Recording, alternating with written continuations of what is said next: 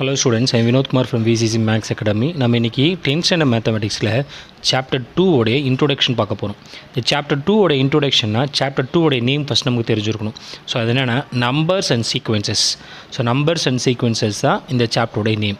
ஒரு சாப்டரை பற்றி நம்ம படிக்கிறோம்னா அந்த சாப்டரை பற்றிய முழுமையான அனலைசிஸ் நமக்கு தெரிஞ்சிருக்கணும். ஸோ அது முழுமையாக என்னென்ன பண்ணியிருக்காங்கன்றத கால்குலேட் பண்ணி நம்ம முன்னாடியே வச்சுக்கணும். ஸோ எடுத்த உடனே நேராக எக்ஸசைஸ் நம்பர் 2.1 போட்டு நம்மளால் நடத்த முடியாது. ஸோ அப்படி பண்ணால் அது வந்து நல்லா இருக்காது. ஸோ இப்போ நம்ம இதில் இருக்கக்கூடிய டோட்டலாக இருக்கக்கூடிய எக்ஸசைசம்ஸ் எத்தனை எக்ஸசைசம்ஸ் இருக்குதுன்னு கேட்டிங்கன்னா 124 எக்ஸசைசம்ஸ் இருக்குது. டோட்டலாக இருக்கக்கூடிய எக்ஸசைஸ் பார்த்திங்கன்னா 9+1. ஸோ 9+1 9 வந்து ஃபுல்லாக ப்ராப்ளம்ஸாக இருக்கும்.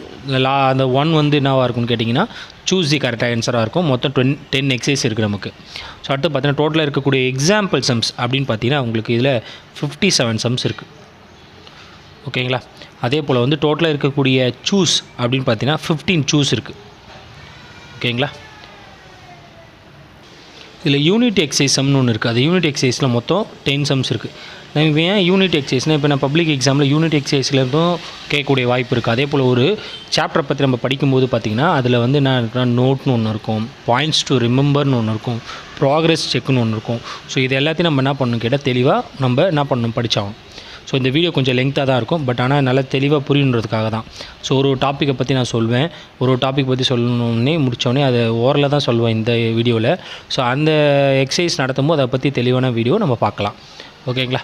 ஸோ இது வந்து ஃபஸ்ட்டு இந்த சாப்டருடைய அனலைசிஸ். நெக்ஸ்ட்டு கிளாஸிஃபிகேஷன் ஆஃப் எக்ஸசைசம்ஸோடைய அனலைசிஸ். ஸோ இது எப்படிலாம் கிளாஸிஃபை பண்ணியிருக்காங்க அப்படின்றத பற்றி நம்ம பார்க்கலாம். ஸோ ஃபஸ்ட்டு பார்த்திங்கன்னா எக்ஸைஸ் 2.1. எக்ஸைஸ் 2.1 டாபிக் என்னென்னா யூக்ளிட்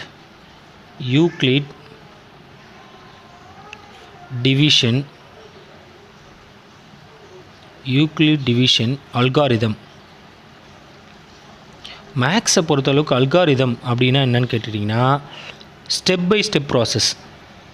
ஸ்டெப் 1ல் என்ன பண்ண போகிறோம், நம்ம வந்து ஜாமெட்ரி செக்ஷனில் பார்த்திங்கன்னா நம்ம என்ன பண்ணணும்னு கேட்டிங்கன்னா ப்ராக்டிக்கல் ஜாமெட்ரி செக்ஷனில் நம்ம என்ன வரைஞ்சோன்றதை ஸ்டெப் பை ஸ்டெப்பாக கன்ஸ்ட்ரக்ஷன் மாதிரி எழுதுவோம் பார்த்திங்களா. ஸோ ஸ்டெப் 1 இதை பண்ணேன், ஸ்டெப் 2ல் இதை பண்ணேன் அப்படின்னு சொல்கிறது பேர் தான் அல்காரிதம். மேக்ஸை பொறுத்தளவுக்கு அல்காரிதம் என்பது என்னென்னு கேட்டால் step by step process. So அதில் என்னென்னா யூக்ளிட் டிவிஷன் அல்காரிதம் அப்படின்ற ஒரு டாபிக் பார்க்க போகிறோம். ஸோ அந்த யூக்ளிட் டிவிஷன் அல்காரிதத்தை யூஸ் பண்ணி நம்ம எப்படி HCF கண்டுபிடிக்கிறது, எப்படி LCM கண்டுபிடிக்கிறதுன்றதை பற்றியும் நம்ம அதில் படிப்போம். ஓகேங்களா?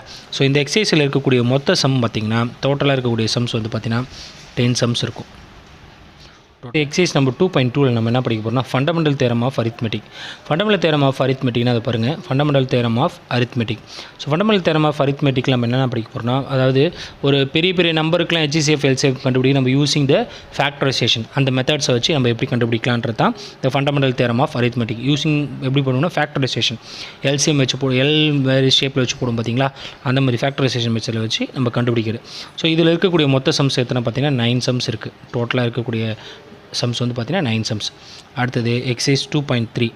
எக்ஸைஸ் 2.3 பார்த்திங்கன்னா உங்களுக்கு என்ன கொடுத்துருப்பாங்க கேட்டால் மாடுலர் அரித்மெட்டிக்.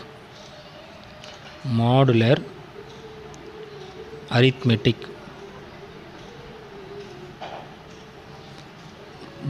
அரித்மெட்டிக்னா அதில் என்னென்னா ஸோ 3 கோடு வச்சு போடுற மாதிரி இருக்கும். இப்படி வரும் 3 கோடு, A மாடுலோ B, அதில் வந்து கன்கரன்ஸ் மாடல் ஒன்று இருக்குது.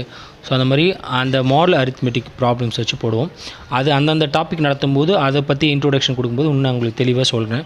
ஸோ இது வந்து மாடல் அரித்மெட்டிக் பார்த்திங்கன்னா இதில் மொத்தம் 13 சம்ஸ் இருக்குது எக்ஸைஸில். அடுத்து எக்ஸைஸ் நம்பர் 2.4. எக்ஸைஸ் 2.4 பார்த்திங்கன்னா அதாவது இந்த 1, 2, 3 இது 3 கொஞ்சம் வித்தியாசமாக இருக்கும். அடுத்து 4லேருந்து 8 வரைக்கும் ஒரு வித்தியாசமாக இருக்கும். அடுத்து 9 வந்து டோட்டலாக கொஞ்சம் எதுலேருந்து கொஞ்சம் டிஃபர் ஆகிருக்கும். ஓகேங்களா? ஸோ இப்போ பார்த்தீங்கன்னா 4th இது பார்த்திங்கன்னா உங்களுக்கு வந்து சீக்வென்சஸ். 2.4 பார்த்திங்கன்னா சீக்வென்சஸ். பிஃபோர் சமச்சீரில் எப்படி இருந்ததுன்னு கேட்டிங்கன்னா சீக்வென்சஸ் அண்ட் சீரியஸ்ன்னு இருந்தது. இப்போ வெறும் சீக்வென்ஸ் மட்டும்தான். இந்த சீக்வென்ஸுன்ற டாபிக் வந்து எக்ஸைஸ் 2.4 வந்து ரொம்ப ஈஸியான ஒரு எக்ஸைஸ். பார்த்தீங்கன்னா ஒரு ஜென்ரல் ஃபார்ம் ஒன்று கொடுத்துருப்பாங்க. அதுலேருந்து இந்த அவங்க இண்டிகேட்டட் டேர்ம்ஸ் என்னான்றதை கண்டுபிடிக்க சொல்லுவாங்க. ஃபார் எக்ஸாம்பிள் நான் சொல்கிறேன் பாருங்களேன், AN = 2n² + 1. இப்போ பார்த்தீங்கன்னா இப்போ சொல்கிறேன் பாருங்கள், AN = 2n² + 1 ஃபைண்ட் A7 கண்டுபிடிங்கன்னு சொல்லுவாங்க.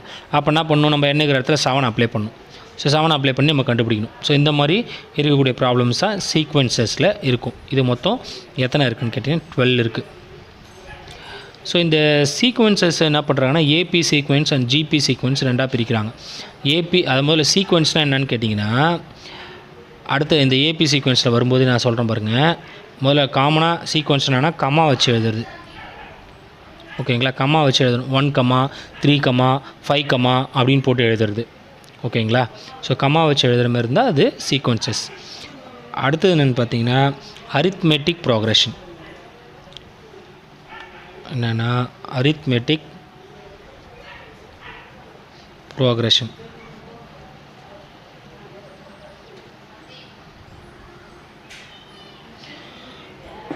அரித்மெட்டிக் ப்ரோக்ரஷன் என்னென்னு கேட்டால் இதை ஷார்ட்டாக ஏபி அப்படின்னு சொல்லுவாங்க. ஸோ அரித்மெட்டிக் ப்ரோக்ரஷனாக ஸோ வேல்யூஸ் எல்லாத்தையுமே ஆட் பண்ணிகிட்டே போய்ட்டுருக்கும். ஃபார் எக்ஸாம்பிள் நான் ஒரு வேல்யூ சொல்கிறேன் பாருங்களேன். 1, 4, 7, 10. இப்போ என்ன பண்ணியிருக்கேன், நடுவில் 3 ஆட் பண்ணிகிட்டே போயிட்டுருக்கேன். ஸோ இந்த மாதிரி ஆட் பண்ணிகிட்டே போனால் அது பேர் என்ன, அரித்மெட்டிக் ப்ரோக்ரஷன். ஸோ இந்த மாதிரி இருக்கிற ப்ராப்ளம்ஸ் கண்டுபிடிச்சு அதில் ஃபைண்ட் த nth டேர்ம் கண்டுபிடிக்க சொல்லுவாங்க. ஸோ அந்த மாதிரி நிறைய ப்ராப்ளம்ஸ் அதில் இருக்கும். ஸோ 2.5ல் நமக்கு வந்து அரித்மெட்டிக் ப்ரோக்ரஷன் மொத்தம் இதில் இருக்கக்கூடிய சம்ஸ் பார்த்திங்கன்னா 20 சம்ஸ் இருக்குது. மொத்தம் 20 சம்ஸ் உங்களுக்கு இருக்குது. அடுத்தது எக்ஸசைஸ் நம்பர் 2.6. இதே அரித்மெட்டிக் ப்ரோக்ரஷனுடைய sum of n terms. Arithmetic ப்ரோக்ரஷனுடைய என்னென்னா சம் ஆஃப் n டேர்ம்ஸ். இதே அரித்மெட்டிக் ப்ரோக்ரஷனுடைய சம் ஆஃப் n டேர்ம்ஸ் நம்ம கண்டுபிடிக்கணும். சம் ஆஃப் n டேர்ம்ஸ்க்கு ஃபார்முலா இருக்குது. Sn = n/2 2a + n - 1 × d. அதே போல் இன்னொன்று L கிவனாக இருந்ததுன்னா Sn = n/2 a + L அப்படின்னு சொல்லிட்டு நிறைய ஃபார்முலா அதில் இருக்கும். ஸோ என்ன நான் சொல்கிறதெல்லாம் கொஞ்சம் ஃபார்முலா கொஞ்சம் குழப்பமாக இருக்க மாதிரி தான் இருக்கும். ஆனால் ஃபார்முலா படிச்சிங்கன்னா ரொம்ப ஈஸியான டாப்பிக்காகவே இது தெரியும். ஸோ இப்போ சம் ஆஃப் n டேர்ம்ஸ் கண்டுபிடிக்கிறதுக்கு உங்களுக்கு கொடுத்துருப்பாங்க. இதில் மொத்தம் எத்தனை சம்ஸ் இருக்குதுன்னு கேட்டிங்கன்னா 15 சம்ஸ் இருக்குது. ஓகேவா, அதுக்கு அடுத்தது பார்த்தீங்கன்னா எக்ஸசைஸ் 2.7. எக்ஸசைஸ் 2.7 கேட்டிங்கன்னா எப்படி அரித்மெட்டிக் ப்ரோக்ரஷனோ அதே போல் geometric progression. Geometric progression. Geometric ப்ரோக்ரஷனில் பார்த்தீங்கன்னா உங்களுக்கு ஜிபி அப்படின்னு சொல்லுவாங்க. ஸோ ஜியோமெட்ரிக் ப்ரோக்ரஷன் அங்கே இப்போ நான் இன்னொரு வேல்யூ சொல்கிறேன் பாருங்களேன். 1, 4, 16, 64. பாருங்கள், 1 4 is 4, 4 4s are 16, 16 4s are 64. பார்த்தீங்கன்னா எழுதுனா கூட உங்களுக்கு புரியும். 1, 4, 16, 64 எக்ஸட்ரா. அதே தான் இங்கேயும் சொன்னேன். இங்கே அரித்மெட்டிக் என்ன சொன்னேன்னா 1, 3, 7, 10 அப்படின்னு. பாருங்கள் 1 கூட வந்து 1, 4, 1 கூட 3 ஆட் பண்ணியிருந்தால் இங்கே 4 கிடச்சிருக்கும். 4 கூட 3 ஆட் பண்ணியிருந்தால் இங்கே 7 கிடச்சிருக்கும். 7 கூட 3 ஆட் பண்ணியிருந்தால் 10 கிடச்சிருக்கும். இங்கே ஆட் பண்ணிகிட்டே போகிறோம். இது இங்கே பாருங்கள், 1 கூட 4 மல்டிப்ளை பண்ணால் 4, 4 கூட 4 மல்டிப்ளை பண்ணால் 16, 16 கூட 4 மல்டிப்ளை பண்ணால் 64. ஸோ இது வந்து காமன் டிஃப்ரென்ஸ். இது பேர் common ratio.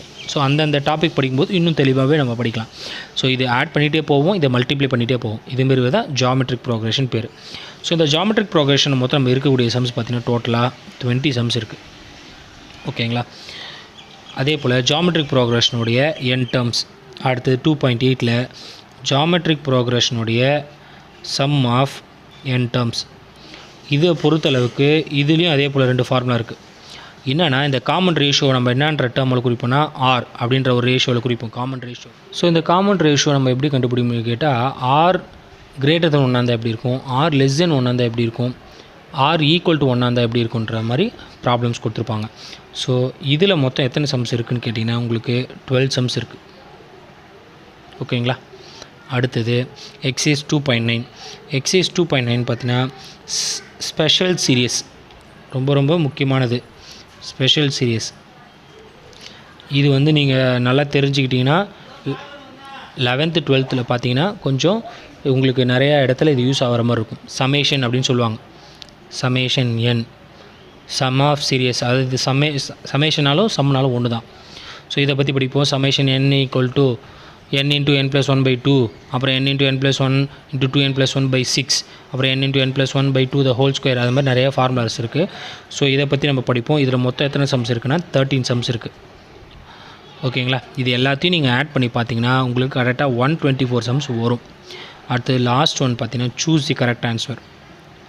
Choose the correct answer. அதை நம்ம எப்படி சொல்லுவோம்னு கேட்டால் எம்சிக்யூ. எம்சிக்யூனா என்னென்னா மல்டிபிள் சாய்ஸ் கொஸ்டின்ஸ். ஸோ உங்களுக்கு கண்டிப்பாக என்ன இருக்குன்னா சாய்ஸ் இருக்கும். ஸோ மல்டிபிள் சாய்ஸ் கொஸ்டின்ஸை பற்றி நீங்கள் படிப்பீங்க.